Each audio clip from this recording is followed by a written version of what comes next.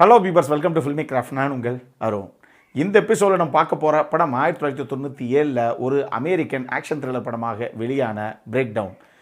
இப்போ இந்த படம் இன்னைக்கு விமர்சனம் பண்ணுறதுக்கு முக்கியமான காரணமே இந்த படத்துடைய அஃபிஷியல் அடாப்டேஷன் தான். நம்ம அஜித்குமார் இப்போ நடிச்சுக்கிட்டு இருக்க விடாமுயற்சி அப்படின்னு ஒரு விஷயம் ரொம்ப நாளாக சோஷியல் மீடியா பிளாட்ஃபார்ம்ஸில் எல்லாம் சுற்றிக்கிட்டு இருக்கு. பத்தாவதுக்கு விடாமுயற்சியுடைய விக்கிலையும் கூட இந்த படத்துடைய அஃபிஷியல் அடாப்டேஷன் தான் அந்த படம் அப்படின்னு போட்டிருக்காங்க. இதெல்லாம் பத்தாமல் ப்ரோ இவனால சொல்லிக்கிட்டே இருக்காங்க, அடா அதுவோ எதுவோ அந்த படத்தை தான் கொஞ்சம் விமர்சனம் பண்ணி விடுங்களேன், அதையும் பார்க்குறவங்க பார்க்கட்டும் அப்படின்னு நம்மளுடைய வியூவர்ஸு ஒரு சில பேர் நமக்கு வாட்ஸ்அப்பில் இது சம்மந்தமாக மெசேஜையும் பண்ணாங்க. சரி விடுங்க.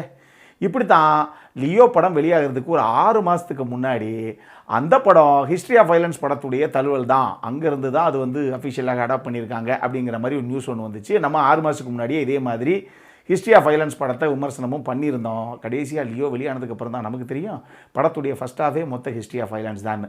அந்த மாதிரி ஒருவேளை உண்மையாகவே இந்த படம் தான் இந்த படத்துடைய அஃபிஷியல் அடாப்டேஷன் தான் விடாமுயற்சியாக கூட இருக்கலாம். ஆனால் அது அந்த படம் வெளியானதுக்கப்புறம் ஃபுல்லாக பார்த்ததுக்கப்புறம் தான் நம்மளால் சொல்ல முடியும். அதனால் எப்படி இருந்தாலும் இது ஒரு சூப்பர் படம் தான் மக்களே. அதனால தான் இன்றைக்கி இந்த விமர்சனம். முதல்ல இந்த படத்துடைய கதை என்ன அப்படிங்கிறத லைட்டாக இங்கே நம்ம பார்த்துடலாம். படத்தில் நம்ம கதாநாயகனுடைய பேர் ஜெஃப் டெய்லர்.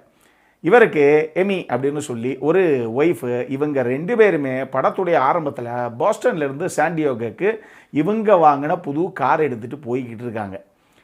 போகிற வழியில் ஒரு தருணத்தில் நம்ம கதாநாயகி அப்படி தூக்க கழகத்தில் கொஞ்சம் சாஞ்சிருக்காங்க. நம்ம கதாநாயகன் இருக்காப்லையே அவர் பின்னாடி அந்த கோக் டின்னு பெப்சி டின்னு மாதிரி ஏதோ ஒன்று உள்ளே கிடக்குது, அதை எடுக்கணும் அப்படி இப்படின்னு கொஞ்சம் நம்மளால் ட்ரை பண்ணி இதில் முன்னாடி போகிற வண்டியை பார்க்காம திடீர்னு குறுக்கால ஒரு ரோட்டில் இருந்து ஒருத்தர் மெயின் ரோட்டில் வண்டியை ஏற்றிடுறான், ஒரு டோ ட்ரக்கை. இவர் நம்மளால் அதை பார்க்கல. கடைசி நேரத்தில் அந்த வண்டியில் முட்டுற மாதிரி போய் அப்புறம் சேஸ் பண்ணி போயிடுறாப்புல. ஆனால் இவர் மாட்டுக்கு வந்துடுறாரு. நேராக அடுத்து இவர் பார்க்குற ஒரு கேஸ் ஸ்டேஷனில் வண்டியை நிறுத்தி ஃபியூயலை ஃபில் பண்ணிக்கிட்டு இருக்கார்.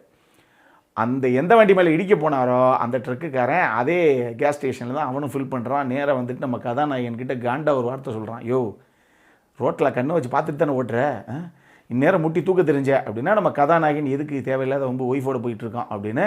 சார் தெரியாமல் நடந்து போச்சே, என் மேலே தான் தப்பு, மன்னிச்சுக்கோங்க அப்படின்னு சொல்லி நம்மால் அங்கேருந்து வண்டி எடுத்துடுறாப்புல. ஆனால் கொஞ்ச நேரத்தில் இவருடைய வண்டி போகிற வழியிலேயே பாதியில் நின்றுடுது. எதனால் நின்றுச்சு, என்னங்க புது காரு ஏன் நிற்கிது அப்படின்னு நம்ம கதாநாயகனுக்கு தெரியலை. அந்த தருணத்தில் திடீர்னு ஒரு பெரிய ட்ரக்கு, கண்டெய்னர் ட்ரக்கு மாதிரி ஒரு பெரிய வண்டி அது வருது. இறங்கின நபர், தம்பி என்ன ஒன்று பண்ணுங்க, நீங்கள் 2 பேரும் நம்ம ட்ரக்கில் இருக்கங்க, இங்கேருந்து ஒரு 5 கிலோமீட்டர் தூரத்தில் அங்கே ஒரு டைனர் ஒன்று இருக்குது, அங்கே போய் இந்த மாதிரி என் கார் நின்று போச்சுன்னு சொல்லி ஹெல்ப்புக்கு ஆளை கூப்பிட்டீங்க, அங்கே பே ஃபோன் இருக்கும், கால் பண்ணி ஆளை கூப்பிட்டிங்கன்னா அவங்க வருவாங்க, அதுக்கப்புறம் அவங்க வண்டி எடுத்துக்கங்க அப்படின்னு சொல்ல போக நம்ம கதாநாயகனுக்கு என்னங்க புது காரு ரோட்டோரமாக அப்படி அனாதையாக விட்டு வர முடியுமா, அது ஒரு பொட்டல் காடு மாதிரி இருக்குது, ஆளரோமே இல்லாத ஒரு பொட்டல் காடு அது. அங்கே தான் கதைக்களம் நடக்குது. இந்த ரோட்டில் நம்ம புது காரை போட்டு வர முடியுமாங்கிறதுக்காக அவருக்கு ஒரே யோசனை. இப்போ திடீர்னு இவரே எதிர்பார்க்காம இவருடைய மனைவி என்ன சொல்கிறாங்க, நான் சொல்கிறத கேளுங்க, காரை நீங்கள் பத்திரமா பார்த்துட்டு சேமமாக இங்கே இருங்க, அந்த ட்ரக்கு டிரைவரோட வேணாம், நான் அவர் ட்ரக்கிலேயே போய் அந்த 5 கிலோமீட்டர் பக்கத்தில் தான் இருக்குங்கிறாருல, அங்கே போய் நான் அந்த பே ஃபோனில் ஹெல்ப்புக்கு யாரையாவது கூப்பிட்டு வரேன், நீங்கள் இங்கேயே இருங்க அப்படின்ட்டு போகிறாங்க. போனவங்க தான் ஆளை காணோம். நம்ம கதாநாயகன் ரொம்ப நேரம் நின்று பார்த்தவர் என்ன பிரச்சனையாக இருக்கும் அப்படிங்கும்போது தான் ஒரு விஷயத்தை நோட் பண்ணுறாரு. இவருடைய பேட்டரியிலேருந்து போகிற அந்த வயர் கனெக்ஷனு புடியும் கிடக்குது கீழே. எப்படி நடந்திருக்கும், யார் இதை பண்ணியிருப்பா அப்படின்னு தெரியாமல் எடுத்து சொருகி வண்டியை ஸ்டார்ட் பண்ணுறாப்புல வண்டி ஸ்டார்ட் எடுத்துருச்சு. நேரம் இங்கேருந்து வண்டி எடுத்துகிட்டு அடுத்து இருக்க அந்த டைனருக்கு போகிறாரு. அங்கே போய் கேட்டால், சார் எமின்னு சொல்லி இந்த மாதிரி கலர் இருப்பாங்க, இந்த மாதிரி ஹேர் கலர் இருக்கும், என் ஒய்ஃப் வந்தாங்களா, அவங்க இங்கே தான் பே ஃபோனில் பண்ணுறேன்னு வந்தாங்க அப்படின்னு இவர் சொல்ல போக, அங்கே அப்படியெல்லாம் யாருமே வரலப்பா, நீ கிளம்பு இந்த இடத்த விட்டுங்கிறாங்க அவங்க. இப்போ என்னப்பா 5 கிலோமீட்டர் தூரத்துக்கு போய் ஹெல்ப்பு கேட்டு வரேன்னு போனால் நம்ம மனைவியே திடீர்னு இப்போ காணோம்.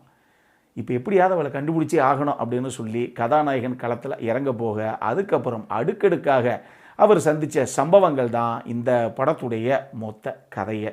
இந்த படத்தை ஜானத்தன் மோஸ்டோ அப்படிங்கிற ஒரு நபர் தான் எழுதி இயக்கியிருக்காப்புல.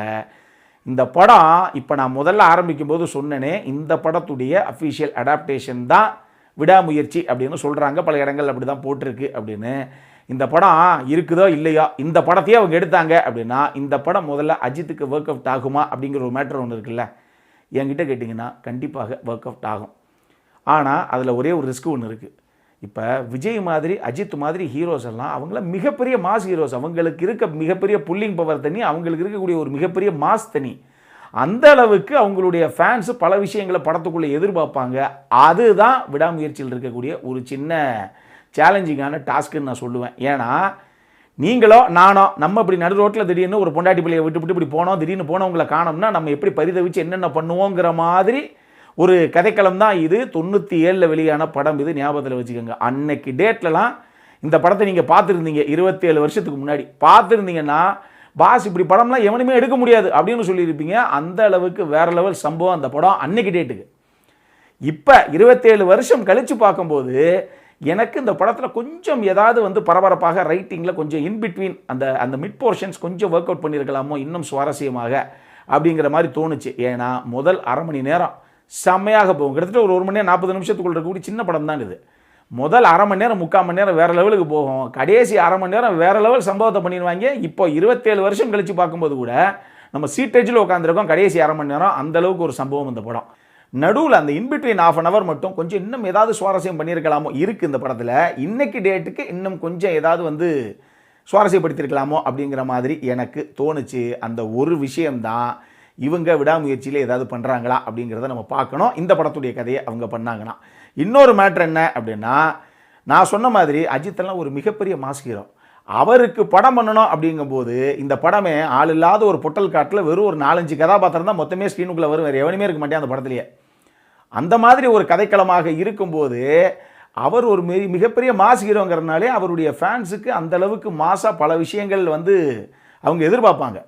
ஆக்ஷன் சீக்வன்ஸு இல்லை கொஞ்சம் ஒரு ரிவெஞ்ச் மாதிரி பண்ணக்கூடிய ஒரு சில சீக்வன்ஸ் இருக்குது, அதில் கொஞ்சம் இவங்க மாசை கிளப்ப முடியும்.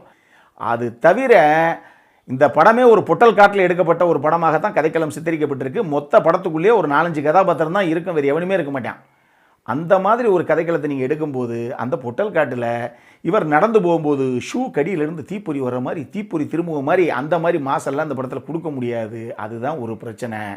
ஸோ இவங்க ரைட்டிங்கில் மட்டும் இன்னும் கொஞ்சம் இன்றைக்கி இருக்கக்கூடிய ட்ரெண்டில் கொஞ்சம் திரைக்கதையை சுவாரஸ்யப்படுத்தினாங்கன்னாவே போதும். ஏன்னா பொதுவாக ஒரு படத்தை நம்ம ஊருக்கு எடுக்கிறோம் அப்படின்னா நம்மளுடைய வாழ்வியல் முறை, கலாச்சாரம், நம்மளுடைய ரசிகர்களுக்கு பிடிச்ச மாதிரின்னு பல பட்டி டிங்கரிங் வேலை பண்ணி ஒரிஜினல் படம் எப்படி இருந்ததோ அதுவே நல்லா இருந்திருக்குங்க அப்படிங்கிற ஒரு ஃபீல்டு கொண்டு வந்து விட்டுருவாங்க நம்ம ஆளுங்க.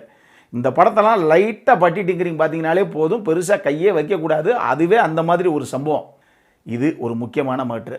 கர்ட் ரசில் தான் வந்து படத்தில் கதாநாயகனாக பண்ணியிருப்பாப்புல, அட்டகாசமாக பண்ணியிருப்பாப்புல. இருக்கிற அத்தனை ஃப்ரேம்லேயும் அவர் மட்டும்தான் இருப்பார். ஜேடி வால்ஷுங்கிற ஒரு ஆக்டர் ஒருத்தர், அவர் தான் வில்லனாக பண்ணியிருப்பார் இந்த படத்தில். அதே மாதிரி கேத்லின் குவின்லேன் அவங்க தான் படத்தில் கதாநாயகியாக பண்ணியிருப்பாங்க. ஹீரோயினுக்கெல்லாம் படத்தில் மிஞ்சி போனால் ஒரு 3-4 கால் ஷீட் கூட தேராது, அவ்வளவுதான் வேலை இருக்கும். ஹீரோவுக்கு தான் படம் நெடுகிலும் வேலை இந்த படத்தில். ஸோ அந்த மாதிரி ஒரு கதைக்களத்தை அஜித் சூஸ் பண்ணியிருந்தார் அப்படின்னா டெஃபினட்டாக ஸ்கோப் இருக்குது. அவருக்கு நிறைய பெர்ஃபார்மன்ஸுக்கும் சரி, அந்த மாஸ் எலிமெண்ட்ஸ் எல்லாத்தையும் ஒர்க் அவுட் பண்ணுறதுக்கும் சரி விஷயங்கள் உள்ளே இருக்குது. டெக்னிக்கலி செமையான ஒரு படம் தான் இது. படத்தில் எக்கச்சக்கமான சேசிங் இருக்குது. அதனால் சினிமோகிராஃபி, எடிட்டிங்கு, மியூசிக்னு சொல்லி எல்லா டிபார்ட்மெண்ட்லேயும் முடிஞ்ச அளவுக்கு அந்த பரபரப்பை திரைக்கதையில் கூட்டுறதுக்கு பல இடங்களில் அது வந்து ஹெல்ப் ஆகிருக்கு அப்படின்னே நம்ம சொல்லலாம். அடல் கானண்டை பொறுத்தளவுக்கு இந்த படத்தில் எதுவுமே கிடையாது. தாராளமாக ஃபேமிலியோடு பார்க்கக்கூடிய படம் இது. ஒரு சில அந்த ஷூட் அவுட் சம்பவங்கள் மட்டும் இருக்குது, அதை மட்டும் லைட்டாக மைண்டில் வச்சுக்கோங்க. அது கூட வந்து ரொம்ப குரோதமாக அப்படின்லாம் சொல்ல முடியாது. இது தாராளமாக ஃபேமிலியோடு பார்க்கக்கூடிய ஒரு நல்ல படம் தான் இது. பார்க்கணும் அப்படிங்கிறவங்க தாராளமாக பார்க்கலாம். அந்த மாதிரி ஒரு படம் தான் இது. இந்த படம் நம்ம லியோவுக்கு சொன்ன மாதிரியே இந்த படம் விடாமுயற்சியாக இருந்தது அப்படின்னா நமக்கு டெஃபினட்டாக ஒரு எக்ஸ்பெக்டேஷன் இருக்கத்தான் செய்யுது. பார்க்கலாம். அது வந்ததுக்கப்புறம் அந்த படம் எப்படி இருக்குது அப்படிங்கிறத அதனுடைய விமர்சனத்தில் நம்ம பேசுவோம். இதே மாதிரி இன்னொரு வீடியோவோட அடுத்த முறை உங்களை சந்திக்கிற வரைக்கும் இட்ஸ் அருண் சைனிங் ஆஃப்.